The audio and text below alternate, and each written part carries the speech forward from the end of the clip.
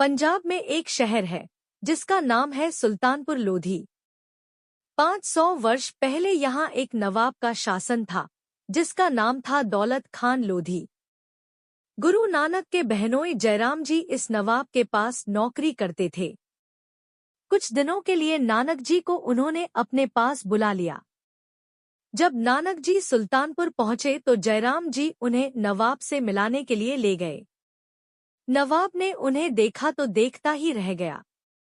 उनका भोला भाला चेहरा, कुछ पाने को व्याकुल आंखें, कुछ बोलते से होंठ, मस्तक पर चमकता हुआ तेज, यह सब देखकर नवाब बहुत प्रभावित हुआ। वह नानक जी से बोला, आप मेरे पास काम करना पसंद करेंगे? हाँ, यदि काम मेरी पसंद का होगा तो करूँगा, उन्होंने कहा। कैसा काम आपको पसंद होगा? नवाब ने पूछा। जिससे बहुत से लोगों का भला हो, नानक जी का उत्तर था। नवाब ने कुछ देर सोचा, फिर बोला, आप हमारे मोदी खाने का काम संभालिए। यहाँ से अनाज बांटा जाता है, आप यह काम अच्छी तरह कर लेंगे। नानक जी ने यह काम करना स्वीकार कर लिया। वे अपने काम को बहुत अच्छी तरह से करते थे, परंतु जो रसद उन्हें अपने लिए मिलती थी उसे वे जरूरतमंदों में बांट देते थे। एक बार नानक जी किसी को रसद तौल कर दे रहे थे। अपने तराजू से वे 12 बार तौल चुके। जब 13वीं बार तोलने लगे तो मुख से निकला 13। 13 का एक मतलब है तेरह और दूसरा मतलब है तुम्हारा, अर्थात परमात्मा का। बस नानक जी की रट 13 पर ही लग गई। 13 13 कहकर उन्होंने न जाने कितनी रसद उसे तौल दी। लोगों ने नवाब से शिकायत की कि नानक जी तो मोदीखाने को लुटाए दे रहे हैं। पर जब जांच पड़ताल की गई तो रसद पूरी निकली। नानक जी पास में ही बहती हुई बेई नदी पर स्नान करने जाया करते थे। एक दिन वे स्नान करने के लिए गए और 3 दिन तक वापस नहीं आए। घर में सभी को बहुत चिंता हुई। लोगों ने सोचा शायद नानक जी नदी में डूब गए हैं। पर उनकी बहन नानकी कहती थी, मुझे विश्वास है कि मेरा भाई जीवित है। उसे तो अभी संसार में बहुत बड़े बड़े काम करने हैं, भूली भटकी जनता को सही रास्ता दिखाना है। वह भला कैसे डूब सकता है? 3 दिन बाद नानक जी एकाएक प्रकट हो गए। लोगों में खुशी की लहर दौड़ गई। इन 3 दिनों में नानक जी समाधि में लीन रहे थे। उसी समाधि में उन्हें परमात्मा का प्रकाश अनुभव हुआ था। लोगों ने बड़े आश्चर्य से देखा कि उनका रूपरंग पूरी तरह से बदला हुआ है। उनका मुखमंडल प्रकाश से चमक रहा है।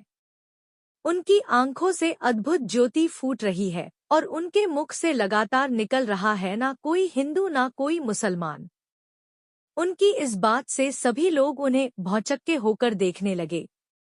कट्टरपंथी हिंदू और मुसलमान दोनों ही उनकी बात सुनकर नाराज भी होने लगे। उन्होंने सोचा हिंदू हिंदू है और मुसलमान मुसलमान है। नानक जी यह क्या कह रहे हैं कि न कोई हिंदू है और न कोई मुसलमान। शहर के काजी ने नवाब दौलत खान से उनकी शिकायत की। नवाब ने उनसे पूछा, यह आपको क्या हो गया है? आप कहते हैं कि न कोई हिंदू है न कोई मुसलमान है, इसका मतलब क्या है? नानक जी ने कहा, मैं इंसान और इंसान में कोई भेद नहीं मानता। परमेश्वर के दरबार में मनुष्य की पहचान उसके अच्छे गुणों के कारण होती है, न कि हिंदू या मुसलमान होने के कारण। नवाब के पास ही शहर का काजी बैठा हुआ था। उसने कहा, क्या आप यह जानते हैं कि एक मुसलमान को खुदा की दरगाह में सिर्फ इसलिए जगह मिल पाती है क्योंकि वह मुसलमान है? नवाब के पास ही शहर का काजी बैठा हुआ था। उसने कहा, क्या आप यह जानते हैं कि एक मुसलमान को खुदा की दरगाह में सिर्फ इसलिए जगह मिल पाती है क्योंकि वह मुसलमान है? नानक जी ने कहा, मैं यह नहीं मानता कि किसी को केवल मुसलमान होने के कारण ही खुदा की दरगाह में जगह मिल सकती है। अपने आप को मुसलमान कहने वाले ऐसे कितने हैं जो सच्चे मुसलमान हैं?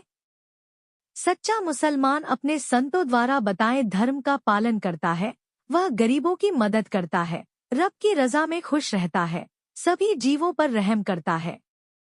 ऐसा व्यक्ति ही मुसलमान कहलाने का अधिकारी है। उन्होंने फिर कहा, दूसरों पर दया का भाव ही ऐसे मुसलमान की मस्जिद है, धीरज ही उसका मुसल्ला है जिस पर बैठकर वह नमाज पढ़ता है, ईमानदारी की कमाई ही उसकी कुरान है, बुरे कर्मों के प्रति लज्जा अनुभव करना ही उसकी सुन्नत है, शील ही उसका रोजा है, उसके अच्छे कर्म ही काबा है और सच्चाई ही उसका पीर है।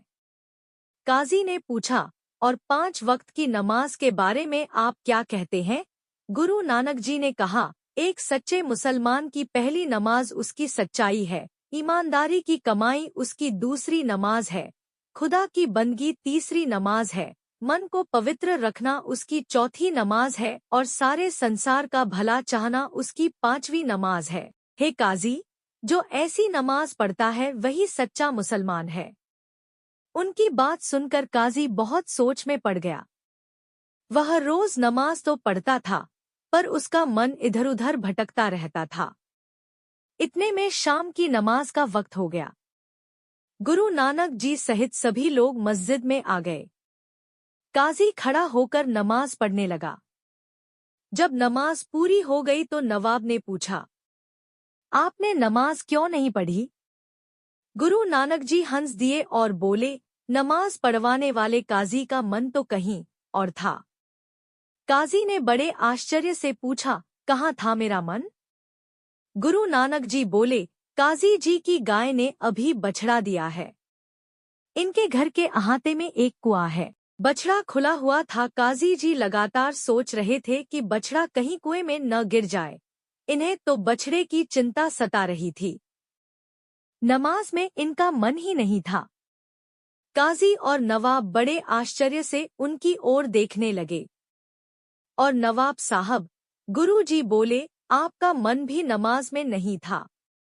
जब आप नमाज पढ़ रहे थे, आपका मन काबुल में घोड़े खरीद रहा था।